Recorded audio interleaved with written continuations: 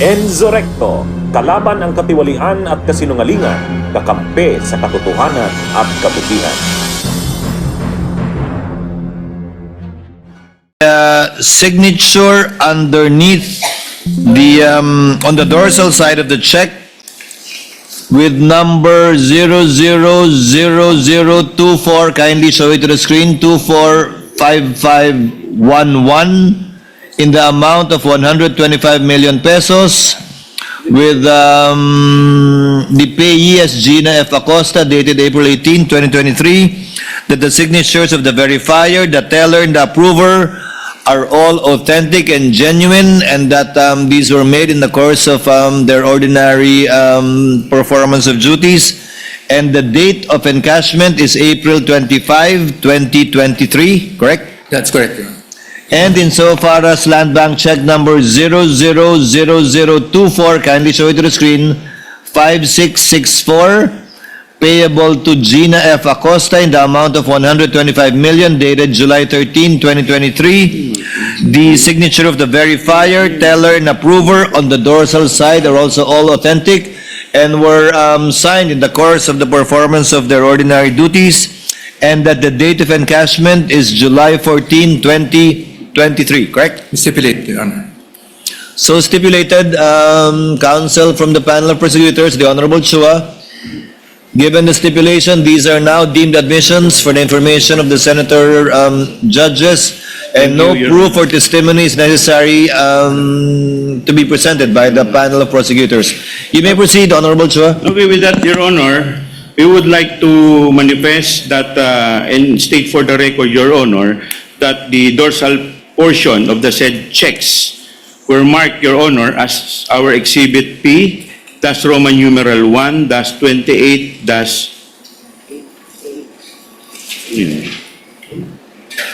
A, that's 1 for the first check, Your Honor, and for the second check, Your Honor, Exhibit P, that's Roman numeral 1, that's 28, that's B, that's 1, and for the third check, Your Honor, Exhibit P, that's Roman numeral 1, that's 28, that's C, that's 1, and for the fourth check, Your Honor, is Exhibit P, that's Roman numeral 1, that's 28, D, that's 1, Your Honor, for the record, Your Honor.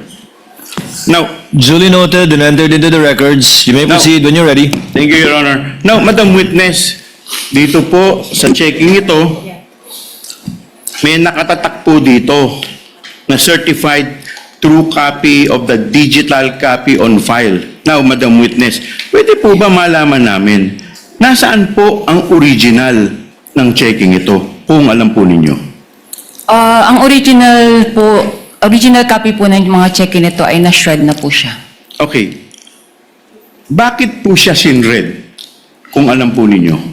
As per bank policy po, lahat po ng mga negotiated checks ay may retention period lang po ng 1 year. Kaya ito po ay sineshed na. Okay. So sinasabi po ninyo na ang mga cheque ay sinesred. Now, Madam Witness, pag sinabi ninyong shred, ano po ang ibig sabihin ninyo ng salitang o katagang shred? Ang meaning po ng shred, ito po ay dumadaan po siya sa machine shredder. So, napipira-piraso na po siya ng maliliit. Okay. Now, Madam Witness, sabi ninyo yung physical copy ng mga checking ito ay na-shred na. Ngayon, ano ang relasyon nitong digital copies na ito sa mga cheque na galing sa Land Bank na binabanggit mong cheque? Ano po ang relasyon? Yes, Ito ano po po? yung mga check po na na-encash po nga ni Miss Gina Acosta. Okay. Now, Madam Witness, pupunta po tayo sa proseso ng encashment ng 4 na cheque. Okay. Now, Madam Witness, ano ang proseso ng encashment dito po sa 4 na checking ito? Kung maalala po ninyo. Ang process po na encashment namin, particularly ito pong transaction na to, ay malaki po yung amount involved. So meron pong tumatawag sa amin from cash division po ng OVP a day or two prior po doon sa encashment, na Okay. meron po Sige po, tuloy po ninyo. Na meron po silang for encashment nga po na 125 million. Okay. Now, Madam Witness, binanggit ninyo meron sa inyong tumatawag from the cash department ng OBP. Now, Madam Witness, ang tanong ko po, sino po ang tumatawag sa inyo from the cash department ng OBP? Kung maalala lang po ninyo. Yung sa cash division po yan ng OVP, si Miss Queenie Masangkay po. Winnie Masangkay. At sino naman po sa inyong branch ang tinatawagan ni Miss Queenie Masangkay? Ako po, ang tinatawagan niya. Okay. Now, Madam Witness, paano po ninyo nalaman na si Miss Queenie Masangkay ay from cash department ng OBP? Bali siya po yung liaison ng OVP from the cash division at siya rin po yung tumatawag po sa akin sa other banking needs po nila. Okay. So, Madam Witness, kanina binanggit ninyo na kaya tumatawag sa inyo si Miss Queenie Masangkay para i-advise kayo a day or two prior? Opo. Bakit po kailangan kayong i-advise a day or two prior sa encashment? Bali, meron po kasing cash involved limit lang po ang branch. So, wala po kaming any given day na amount po for that much po. Kaya kailangan po namin itong mag-request po sa aming cash center for assistance. Okay. Now, Madam Witness, ang tanong ko po sa inyo, pagkatapos po kayong tawagan ni Miss Queenie Masangkay, ano na po ang susunod na mangyayari kung meron man po? Bali po, kino-communicate po sa aming branch cashier na meron pong ganitong cash requirement po ang Office of the Vice President. At the same time po, para po maka-coordinate po siya sa aming cash center for the cash transfer po. So pagkatapos po, mag-request o ma-coordinate ng inyong cashier, ano na po ang susunod na mangyayari kung meron man po? Bali po, pagdating na ng cash na ito, tinatawagan ko po si Miss Queenie Masangkay po, na available na po yung cash sa branch. Okay. So pagkatapos po ninyong tawagan, si Miss Queenie Masangkay, ano na po ang susunod pang mangyayari kung meron man po? Bali, pumupunta na po si Miss Gina Costa at si Mr. Ortonio po sa branch para po mag-encash. Okay. Ngayon, binanggit po ninyo ang isang pangalang Miss Gina Costa at Mr. Ortonio. Ano po ninyo nakilala? Si Miss Acosta at si Mr. Ortonio. Una ko pong nakilala si Mr. Ortonio kasi bali isa po siya sa mga authorized signatories po ng OVP. And then inintroduce niya po si Miss Gina Acosta na siya po yung pay ng cheque worth 125 million po. Okay. Now, Madam Witness, pagpunta po sa inyo ni Miss Gina Acosta at ni Mr. Ortonio, ano na po ang susunod na mangyayari? Nung first encounter ko po sa kanila, bali po yung cheque na yon ay binigay po ni Miss Gina together with her identification card niya. So, finoward ko po ito sa verifier para po ma-process. So pagkatapos po ninyo i-forward sa verifier para ma-process, ano na po ang susunod na nangyari kung meron man po? Bali po, binay-verify po ito ni verifier, yung mga authorized signatories po ng cheque.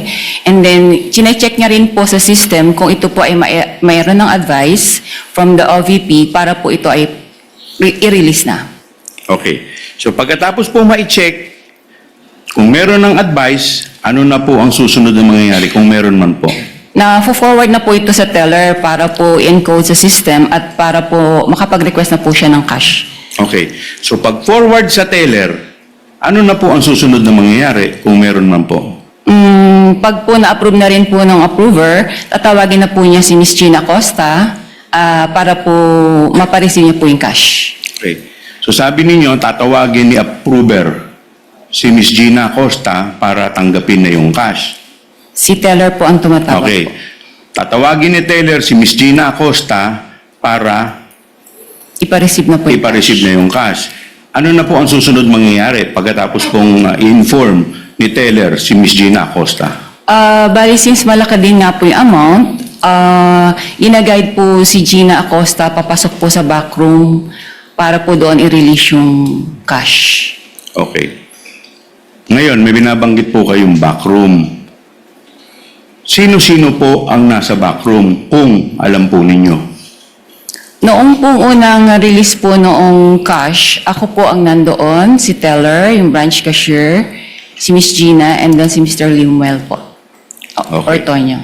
So pagdating niyo sa backroom, ano na po yung mga sumunod na pangyayari kung meron man po? Nirelease po yung ng teller po, after po ma-receive, sa cheque po, yung payment received, nirelease na po ni teller yung cash kay Miss Gina in packs po siya, worth 1 million each po. Okay, so maalala po ba ninyo kung ilang packs po ang nirelease kay Miss Gina Acosta? Bali, 125 packs po yun. 125 packs. Okay. Now, pagkatapos pong i-release itong pera in packs, in 125 packs, ano na po ang susunod na mangyayari? Bali, nilalagay na po nila yon sa dala po nilang bags. Okay. Ngayon, meron po kayong binanggit na bag. Madam Witness, anong klaseng bag ang pinaglagyan ng pera kung maalala po ninyo? Sa pagkaalala ko po, isang mahabang malaking bag po siya. Para pong gym bag. Okay. Madam Witness, ilang bag po ang dala po ni Miss Gina Acosta at ni Mr. Ortonio? Sa pagkaalala ko po, mga 3 to 4 bags po yun. Okay. Now, Madam Witness, sabi ninyo, nilagay dito yung 125 million sa 3 to 4 bags. Okay. Ano na po ang susunod na mangyayari pagkalagay po nila dito po sa bag? Lalabas na po sila ng bangko. Okay. Madam Witness, si Miss Gina Acosta lang po ba? O may kasama pa po ba si Miss Gina Acosta at saka si Limuel Ortonio? Sa pagkaalala ko po, meron po silang kasama. Ilan po, kung maalala po ninyo? Hindi ko na po ma-recall. Okay. Now, Madam Witness, ang tanong ko po sa inyo, paglabas po nila, meron po ba sa bangko na empleyado na tumulong sa kanila para bitbitin po itong bag, kung meron man po? Wala po, sir. Bakit po wala? It's against bank policy po na tumulong po sa mga kliyente, ang mga empleyado, or even po yung security guards po namin. Bakit po yun against sa bank policy, Madam Witness?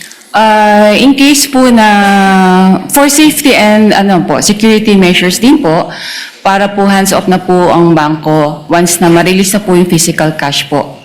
Okay. Now, Madam Witness, ito pong huling tanong ko. How much po in total, Madam Witness, ang winidraw in relation po dito po sa 4 na checking binabanggit po ninyo? Ang total po ng 4 na cheque, mga po siya, kalahating bilyon po. Okay. That would be all, Your Honor. Bunyog, bunyog, halikan na kasama ka. Bunyog, kapag buklod ay may pag-asa. Luzon, Visayas, Mindanao, isa ang pananaw. Sa bagong Pilipinas ang bunyog isisigaw. Bunyog, bunyog.